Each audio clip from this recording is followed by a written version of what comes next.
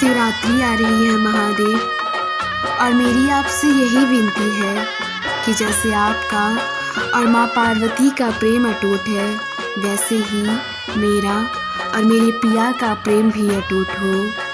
मेरे सुहाग को लंबी उम्र देना महादेव, और मेरी मांग के सिंदूर को हमेशा बनाए रखना।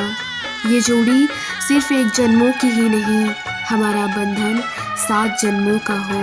हम दोनों पर अपना आशीर्वाद सदैव बनाए रखना।